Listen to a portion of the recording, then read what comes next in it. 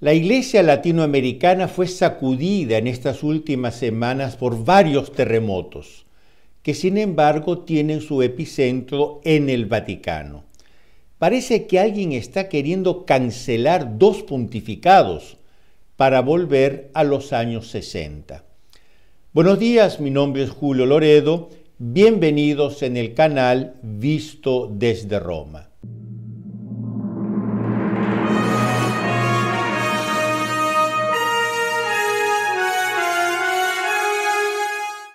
En vista del gran número de inscritos de lengua española, he decidido abrir un nuevo canal exclusivamente en español.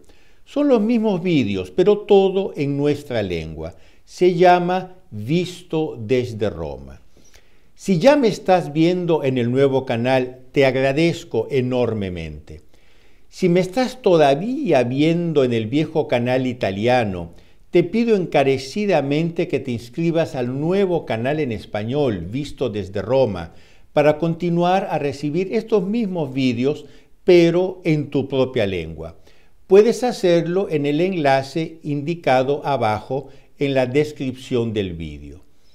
Te pido también que ayudes económicamente a este canal para que pueda llegar a un mayor número de personas. Puedes hacer una donación online en el enlace indicado abajo, siempre en la descripción del vídeo. Gracias, gracias con todo el corazón. Solo quien ha vivido ciertas épocas puede comprenderlas en toda su intensidad. Me refiero a los últimos tiempos de la llamada Guerra Fría, cuando el bloque comunista, guiado por la Unión Soviética, se enfrentó al bloque occidental liderado por los Estados Unidos. Ambos querían conquistar espacios ideológicos, culturales y económicos. La Guerra Fría fue especialmente caliente en América Latina, el patio trasero, como se llamaba, de los Estados Unidos. De hecho, la Unión Soviética empleó aquí en América Latina sus mejores recursos. Conquistar la antecámara del enemigo era el gran sueño soviético. En 1959, este sueño se realizó parcialmente, al menos, con la conquista de Cuba a solo 140 kilómetros de Florida. Desde Cuba entonces comenzaron todas las guerrillas, los golpes comunistas, etcétera, que ensangrentaron el continente latinoamericano. Pero el elemento más importante de la expansión soviética en un continente macizamente católico fue la infiltración en las filas del clero, de las escuelas católicas, de las universidades católicas, el periodismo católico, etcétera, sobre todo con la llamada teología de la liberación. Hay documentos del KGB, el servicio secreto soviético, que revelan esta infiltración. En 1968, 2 millones de latinoamericanos dirigieron un reverente y filial mensaje al Papa Pablo VI, pidiéndole medidas urgentes contra la infiltración comunista en la Iglesia. Pablo VI permaneció en silencio y la infiltración, desgraciadamente, continuó. En 1971, el sacerdote peruano Gustavo Gutiérrez Merino publicó el libro Teología de la Liberación, un verdadero manifiesto del movimiento católico comunista destinado a conducir la Iglesia hacia el socialismo. Yo personalmente estudio esta corriente desde 1973, habiendo participado ese año de la primera campaña mundial contra la teología de la liberación. Escribí también el libro Teología de la Liberación, un salvavidas de plomo para los pobres, publicado en el 2014, donde relato, con más de 800 documentos a la mano, relato los antecedentes históricos y el desarrollo de este movimiento revolucionario. En palabras de sus propios creadores, La teología de la liberación no es nada más, nada menos que la introducción del marxismo, que es el comunismo, en la Iglesia. Pero, ¿por qué les cuento todas estas cosas ahora? Porque parece que el Papa Francisco está queriendo escribir su propia postdata, un postfacio a esta historia de los años 60 y 70. Es lo que insinúa el conocido vaticanista italiano Andrea Gagliarducci en su columna Monday Vatican. Los hechos que justifican la tesis de Gagliarducci tienen como escenario mi país, el Perú.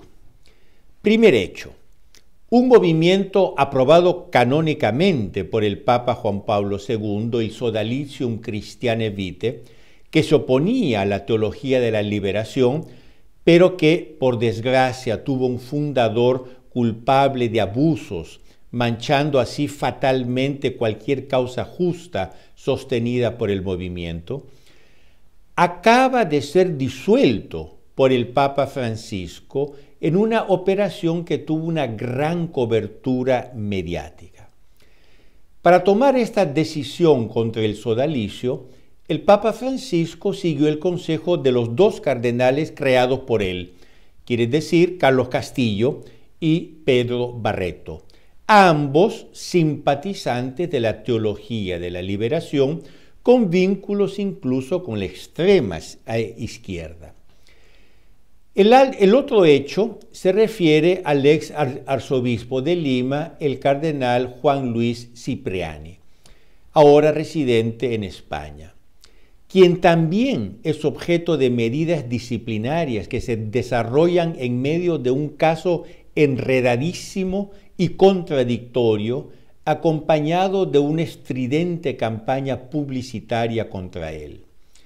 Será coincidencia, pero el hecho es que el cardenal Cipriani también se identifica con un cierto conservadurismo, se identifica con la defensa de la vida contra el aborto, contra la agenda LGBT, etc. De hecho, su acción pastoral en los muchos años sirviendo a la Iglesia en Lima, sirvió como freno al movimiento católico comunista de la teología de la liberación, lo que lo hizo evidentemente impopular entre los progresistas, particularmente con su sucesor en Lima, el cardenal Carlos Castillo Matasolio.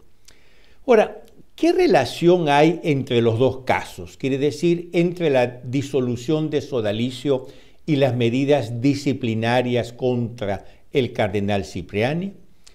Para el vaticanista Andrea Gagliarducci no hay duda, y lo cito, la arbitrariedad ante todo. De hecho, la actuación de Roma en estos dos casos estuvo marcada por una arbitrariedad quizás nunca antes vista en la historia de la Iglesia. Gagliarducci añade, comillas, la brutalidad del debate es alarmante. Esto no ayuda a limpiar la Iglesia, sino a crear más odio. Según el conocido vaticanista, y cito siempre entre comillas, el Papa Francisco ha vuelto al debate de los años 70. Su modelo es el latinoamericano y en él quedan residuos, en él quiere decir en Francisco, quedan residuos de un debate que nunca se ha extinguido. Cierro comillas. ¿Y cuál sería este modelo latinoamericano del Papa Francisco? Responde el mismo Andrea Gagliarducci, comillas. Se trata de los modelos marxistas con la llamada teología de la liberación que caracterizaron el debate postconciliar en América Latina, donde las oposiciones eran feroces, los puntos de vista irreconciliables. Cierro comillas. El vaticanista italiano, con un lenguaje seguramente cauteloso, deja claro que al identificarse con la teología de la liberación, que apoyaba el plan político soviético para la conquista de la América Latina, el Papa Bergoglio se identifica con el lado perdedor de la Guerra Fría. parte que ahora estaría desde Roma intentando ajustar las cuentas con el vencedor de la época.